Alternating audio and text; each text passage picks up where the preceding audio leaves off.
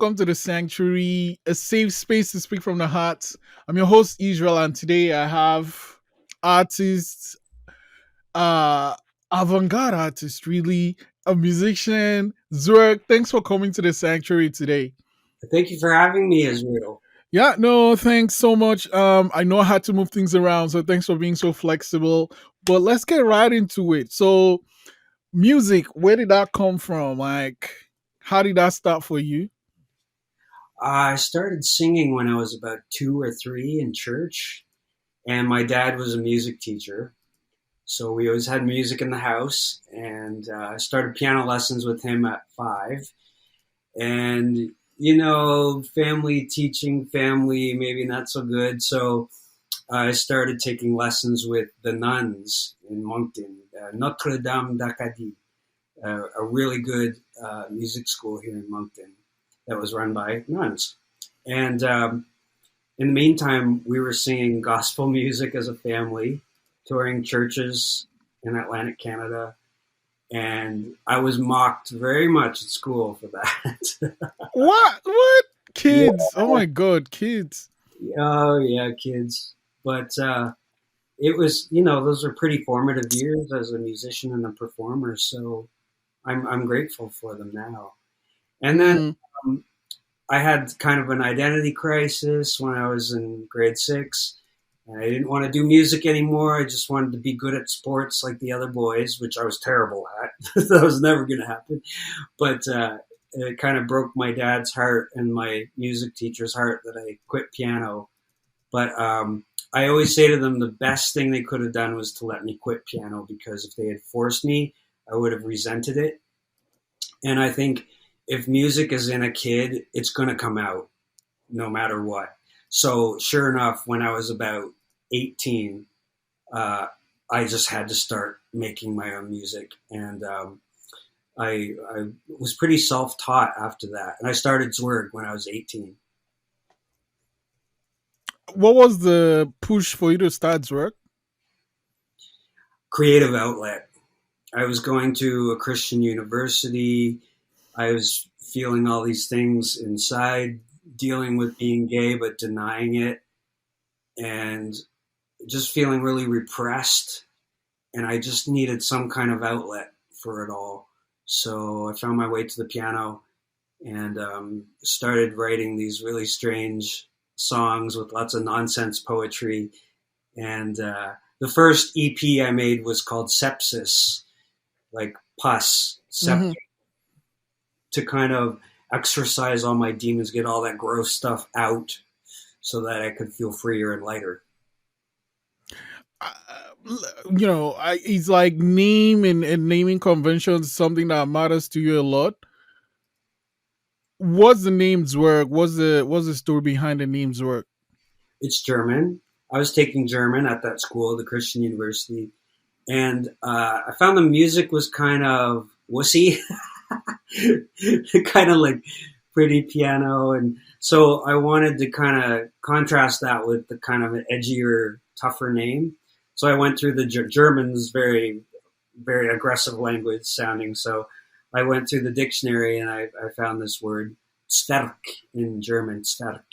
And it means a little person.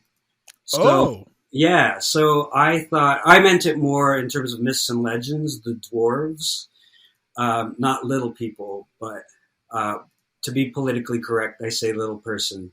But it was more about championing the underdog. And like you kind of saw your story reflected in that name? Yeah, definitely. Some of my ancestors were German Jews. We just found that out. That Wow. They were German, but we didn't know that they were Jews till we all started doing the DNA tests. Because my great-great-grandfather, when they were in America, they spoke English, and they didn't even talk about and they could have been killed in his day for being Jewish. So nobody talked about being Jewish, but I think it's a really cool lineage to have now. Now that I know, I'm happy to be part Jew. And yeah. Yeah. Okay. So, you created ZWERG, and how's the journey been so far? And what are some of the things you've created through this persona's work? Well, I don't even know how many albums I've done over the years. But it's gone through lots of musical changes. When it started out, it was really just here. I'm at my parents' house now. My house doesn't look this nice, but so I used my parents' upright piano downstairs, one mic that my dad borrowed from some school because he was a music teacher, and a 4-track. And I did my first EP and my first album with that. And Wow. I'm not sure if you're familiar with the legacy of Eric Stripp from Moncton, Eric Stripp, Elevator to Hell, all those bands, sub pop bands. Um, they were all here in Moncton, and I wanted to collaborate with them. So Rick White, the lead guy in Eric Stripp and Elevator to Hell, I took my piano and my vocals over to him in Riverview, and he added lots of kooky sounds, and he did the mixing and added bass and drums. So it really ended up sounding kind of like indie rock, kind of garage piano music. And then after that, I kind of lost my way a bit. I think I decided I wanted to do some electronic stuff, and I went into synth pop before it was cool, and people just thought it sounded dated. Nobody really liked it. And then it's gone through lots of changes ever since then. So the other thing I guess that stands out for me when I'm checking out your catalog is the music videos you make. So it's like you create music, but you're also visually pulled. Is that right, or did I? Yeah, for me, the visual is always just as important because it's a sense that we have, and I feel it's just as important as the sonic sense. I know some music purists are kind of against music videos and image and stuff, but I love all that. I'm a gay boy. I love fashion, and I love putting on a production, and I love being suggestive. And, how us gay boys are. So it's a wonderful outlet for that too. Um, yeah, so every album and every video, now every single in video is an opportunity to kind of switch up your look and try something new and creative. And do you, I guess, work with someone for the costumes and I expect the makeup? No, I do all that myself. I also do I do monster drag. So Yeah. costumes are for my ZWERG character, who's a monster drag, creature drag character. And I actually have a drag family I want to shout out. Disasterina in LA. She was, I think, top 5 of season 2 of Dragula. She's my Wow. drag mom. And then her lady wife, Ave Rose, is a drag king, Sleazy Manzini. He's my drag dad. And then I also have a brosis in Argentina. Shout out Prince Strawberry. So that's my little drag family. And they've been really, really wonderful and supportive and great mentors. Wow. Wow. How did you meet them? Online. We started Yeah. talking online and then on the phone, and then it came to like sending each other Christmas gifts, and the relationship. I guess I just fostered the relationship, or we all fostered the relationship from there. Talk to me through like what is the idea for, or and then the process for making like the crown. So I think, is it half baked? I think Oh, half balls. half bolts. Yeah, Yeah. And the like the makeup for the character and the like the crown thing. yeah. How long does it take to make those things? And like it's so intricate. Oh, thank you. Yeah, I that's a good question because I've been asked that, and I'm not really sure. I think it varies, but I always have something on the mannequin that I'm working on. So I would say it usually takes a month or two to make one of those costumes, the complete. Wow. And as you know, with a creative project, it's never finished; it's merely abandoned. So you can make changes and embellishments forever, but you got to cut the string sometime. Mm, So I mm. don't know, maybe a month, sometimes 2 months for a costume. I do. I work on them while I'm doing other things. Rehearse, Yeah. making. What was the last one you made? The last one I made was I call him the Cyberpunk Party Plankton. My brother kind of half named him, and he's playing the new wave water weirdo in Pterodactyl, the new video that I'm almost finished. The single's out now, and it's about my brother. He's DJ Pterodactyl. He hosts goth nights here in Moncton and some other places, and the song's about him. And he's an abstract painter, so and does very colorful work, and his work is very influenced by undersea creatures Oh, because they're so cool. They look like aliens, some of them. So that was wow. the inspiration for that look. Yeah. Okay, so let's talk about the music itself. I know, you have this musical background with your family and all that, but what is your process when you want to make music? The process for making music. I think that, well, I have lyrics. I write like poems. They used to have all these word books. Now I just do it on my laptop. But I'll have, like, I have the next album. I have all the lyrics written for it, but I don't know what. Meanwhile, I have all these riffs that I come up with. So it's about matching which riffs go with which lyric rhythmically and stuff.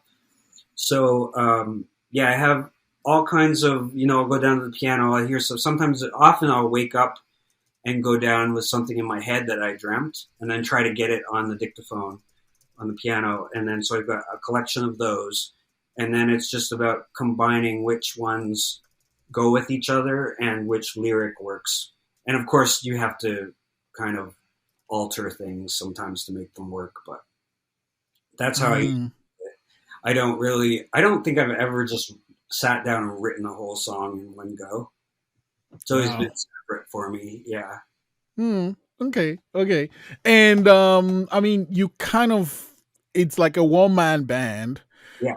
But do you ever collaborate with other artists? And if you do, how do you pick the artists that you work with? Yeah. This new album, um, excuse me, a lot of it was done with John Mullane from Halifax. I'm not sure if you're familiar with John. He had a band, In Flight Safety.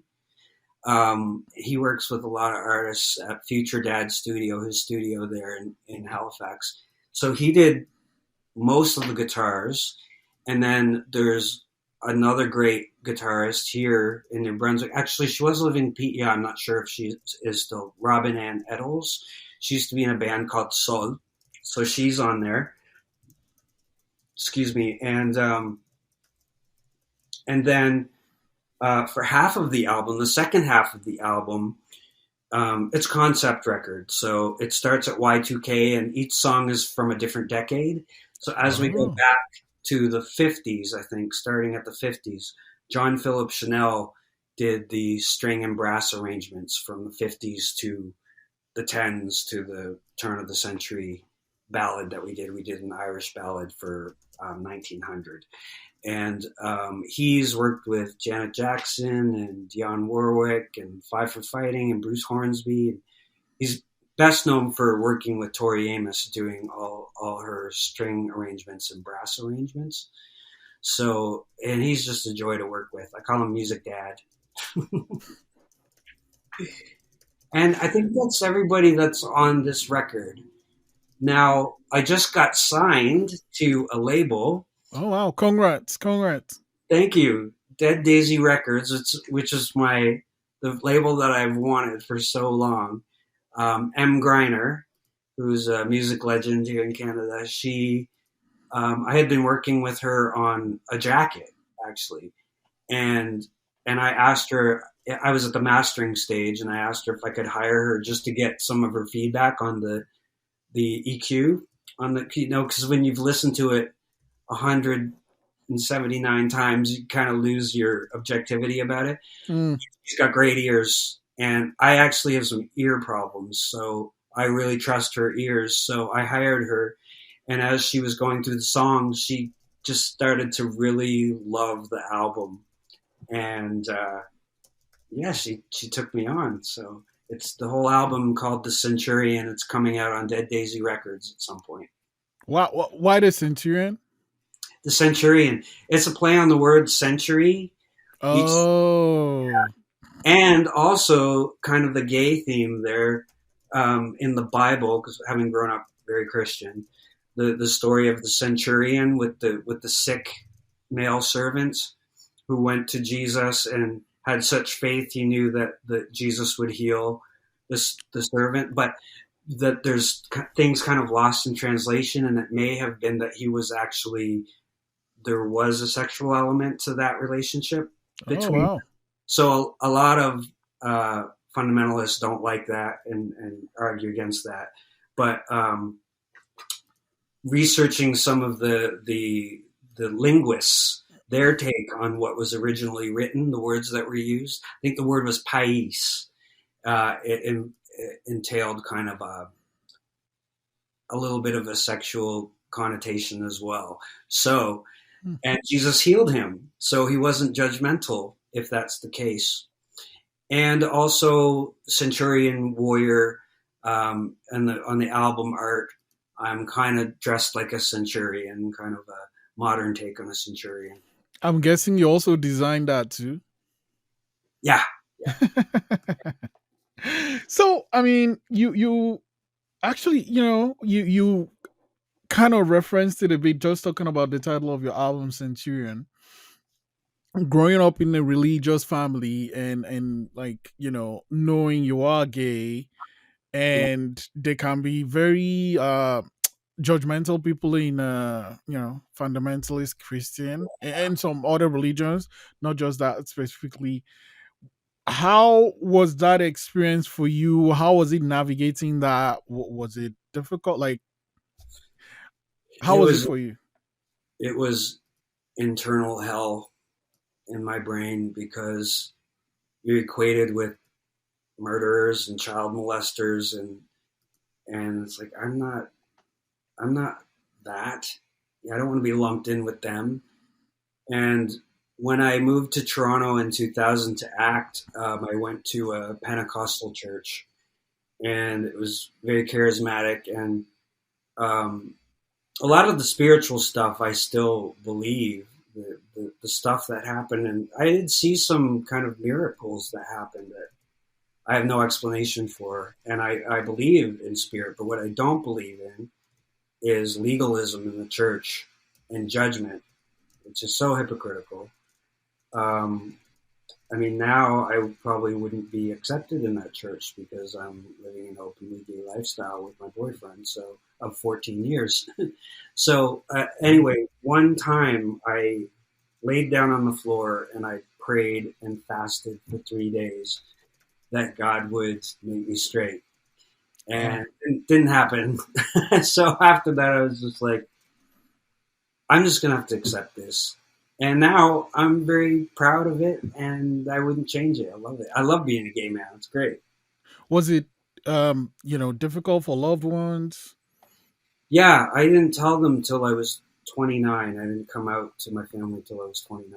So, and I had a bit of a mental breakdown when that happened, and ended up in the psych ward. Wow. That's Wow. that's another story. Yeah, yeah.